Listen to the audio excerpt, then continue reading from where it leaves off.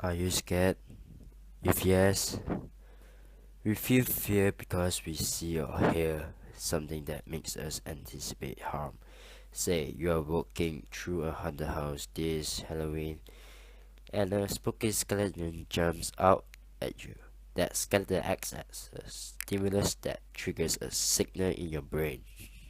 So before we talk about how your body will react and respond, we go into the fight or flight response. We talk about where the hormones is secreted.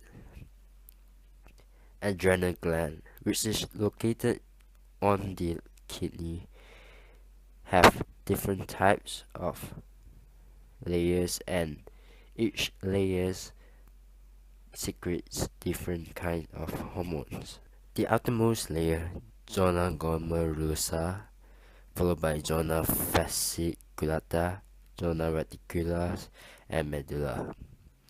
Zona glomerulosa, which secrete aldosterone, is important for water retention. Zona fasciculata,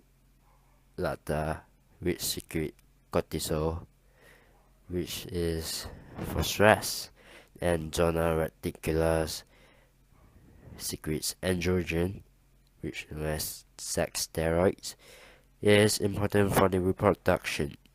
These three layers are also known as the cortex of the adrenal gland.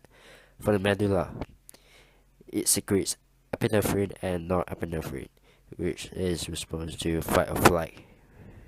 It is also known as adrenaline. So now back to topic. When you are feared of something, a stress will act on your brain and stimulate the hypothalamus.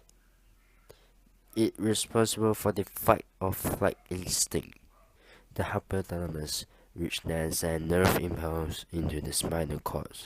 The nerve impulse will then travel to the adrenal gland to secrete epinephrine through the preganglionic sympathetic fibers. The epinephrine will then release into the bloodstream and bind to the targeted cell, which is the liver cell. So, epinephrine is one of the water-soluble molecule which is hydrophilic. It enables the to pass through the hydrophobic plasma membrane. It binds to the receptor protein located at the plasma membrane and does not enter the cell. The G protein is activated. Each G protein composes 3 subunits, and the binding of the epinephrine to its receptors protein causes one of the G protein dissociate from the other 2. The subunits of G protein which dissociate which the others carry a GTP, which replaced by the GTP when the subunit is activated. Then it encounters adenyl cyclase, a membrane enzyme that is inactive until it interacts with the G protein subunits. When the adenyl cyclase catalyzes the formation of the CAMP from ATP, the CAMP then activates protein kinase A that adds phosphate group to specific cellular proteins. The protein kinase A phosphorylase will activate another enzyme called phosphorylase to convert glycogen into glucose 6-phosphate, and glucose 6-phosphate will convert to glucose and secreted into the bloodstream to provide energy for the fight or flight reaction. Epinephrine also causes other change in our body function. The first one, which is mentioned just now, is glucose released into our body. So the second one is the amount of oxygen going to our brain increase, which help us to think clearer and faster. Next, our heartbeat rate will increase to pump more blood into our body to help our body muscles to move more efficiently. So that is how our body reacts when we are fear. So we will experience fear in 3 stages. The first one is freeze, second one is run away, and the third one is fight. These 3 stages, also known as the fight or flight reaction, which helps us to survive until today. We need to appreciate this reaction, or else we will not survive until today. Thank you.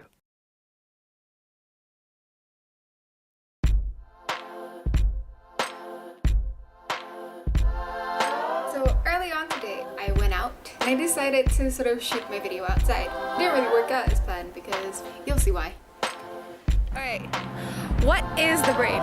The brain is a mushy thing inside of your skull, and it holds quite a lot of information. But what does it do with that information? Your brain has a lot of functions. It controls like pretty much all of your body, so thank yourself. And for your mom and your dad for giving you a brain. So instead of continuing my video out there, I'm just gonna continue it in here, where it is less dangerous and where I am less likely to hurt myself. This video is gonna be a bit long, so please bear with me. So your brain coordinates with your body to sort of do all the things that you normally do, like go to school, sleep, eat, or maybe like text people and play on your phone. Brain does all that for you. But what is this whole thing that you go through? How is your body even capable of maintaining such balance? Your body maintains a relative constant maintenance throughout like your life. It helps you keep internal organs like your feelings, your emotions, and your puberty in order so that you don't mess up. Homeostasis. So what is homeostasis? Well, homeostasis is a really big, complex thing that your body manages to do every single day. And if you break it down behind what happens, there's also a lot more. So what is it? Number 1, you have your nervous system. Your nervous system is responsible for thinking and helps with your coordination and action and speech and anything that you can possibly think of. It's all done by the brain. But what's the difference? Well, the nervous system is sent and used by electrical impulses, while as the others are slightly different. So number 2, the excretory system. What? No. Number 2, the endocrine system. So the endocrine system is what keeps your body balanced. So your internal environment, like how you feel, what you eat, your energy levels, how much you've slept, all that is your endocrine system, and it helps keep you balanced by giving you positive and negative feedback so that you know what you can do and you know like how your body's going to react to it. The endocrine system is also highly important for the most basic human and survival instinct, reproduction. And lastly, your third system is your excretory system, and that's when you get rid of all the waste in your body. So you got some nasty things inside of you. You gotta let it out somewhere, one way or another. See, while you live and breathe, there is a lot of things that comes into your body which help you, but also a lot of things that don't. And so to get rid of them, you need your excretory system. So those are your 3 main systems responsible for homeostasis. So let's break it down. So your nervous system is consisted of your CNS, which is your central nervous system, which consists of your brain and your spinal cord, which is right behind you. Your peripheral system has autonomic nervous system and your somatic nervous system. Now what's the difference? Autonomic is responsible for involuntary action, so things that you're unconscious about. It's responsible for gland secretion and functions of smooth cardiac muscles. And breaking down even more, there is your sympathetic system and your parasympathetic system. Your parasympathetic system likes to rest, lie down, and live easy, while your sympathetic system is already on the move to fight and get ready and fight or flight or run or stay. It's up to you. Your somatic systems are your conscious decisions. Your somatic nervous system is voluntary. Your somatic system consists of your sensory receptors in your brain and in your skin, and nerves that carry instructions from your central nervous system all the way back down to your skeletal muscles, so your sensory organs. Under stressful situations, your body releases a neurotransmitter called norepinephrine, which has an excitatory effect on your muscles, which is why you tense up. These kind of responses were really effective back in the days when we were, fighting for food and land. But nowadays, situations are less stressful, and our body may react too extremely to these situations, which can cause and lead to feelings of anxiety. What is homeostasis? Homeostasis is the ability to maintain its proper equilibrium of our body. So, how you maintain the steady body temperature when in cold weather or when in hot weather. Normal body temperature is all about 37 degrees Celsius or 98.6 degrees Fahrenheit. People need to fix the body temperature around 37 degrees Celsius, or if we cannot maintain that, our body organs will stop working and we will die after that. So, how our body maintain the temperature to constant?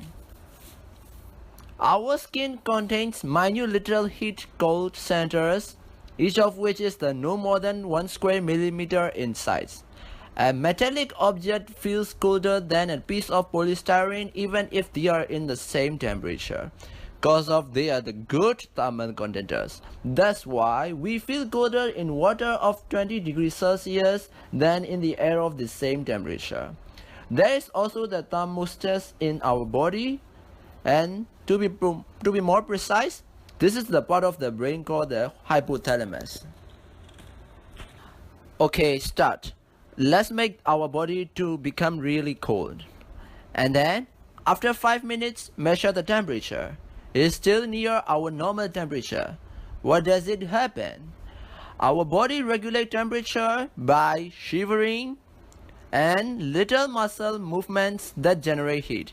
Because when the body notices the cold, our brain forces the blood to organs instead of going to skin. That's why our skin quickly loses heat to the environment, but our organs still manage to maintain the temperature.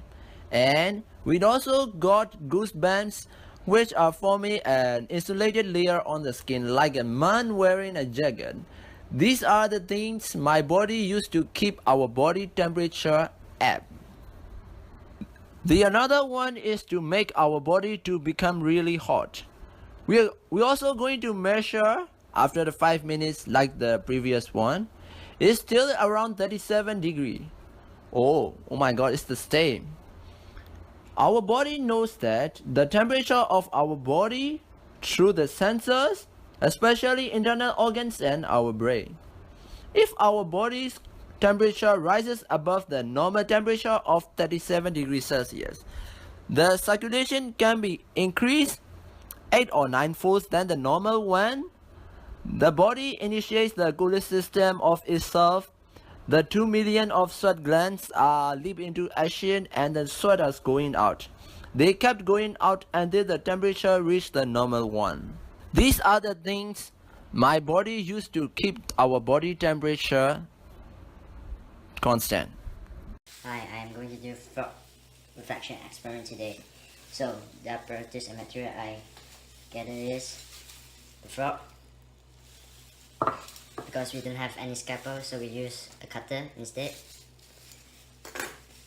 a battery and a wire. So first, we need to dissect the frog leg to find the sciatic nerve. The sciatic nerve is the lower part of body, which is a very big nerve. So I'm going to dissect it, find the sciatic nerve first.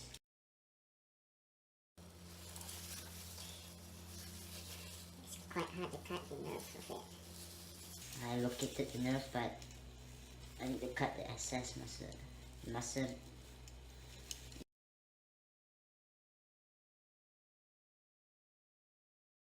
Okay, I located the static nerve. So, okay, let you see.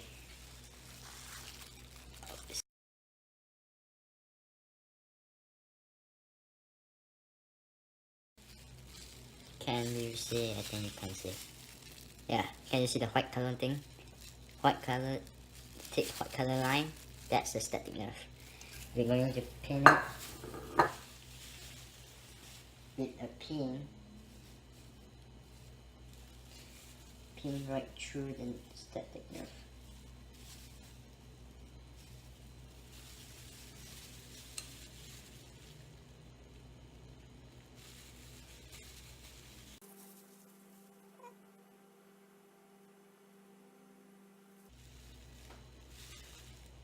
Okay. Then we pin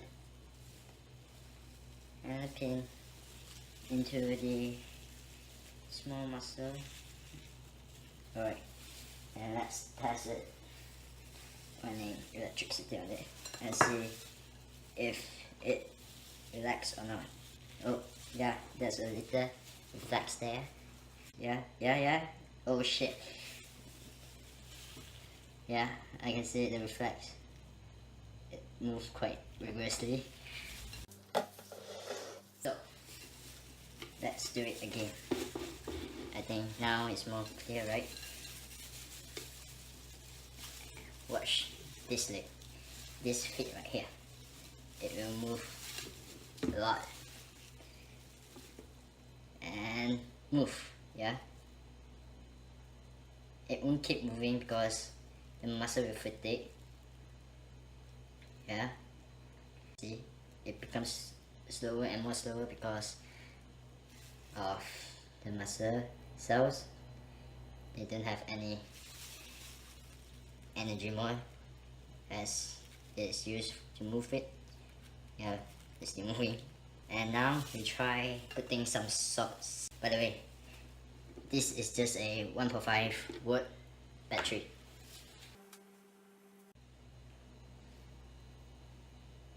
No, on top of the frog leg, on top of the frog, some water to let it dissolve. As you can see now, it moves like alive. Saying hi to you. Is it his finger? Yeah. Ah, so creepy. But that is fine. It's not what I want to see. It's not move, not rigorous enough. I try to put more sea salt.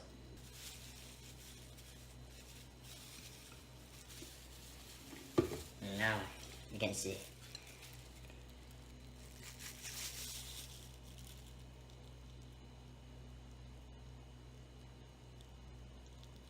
Oh, even his breast is moving. I mean arm. Yeah. That's all. So yeah, that's all.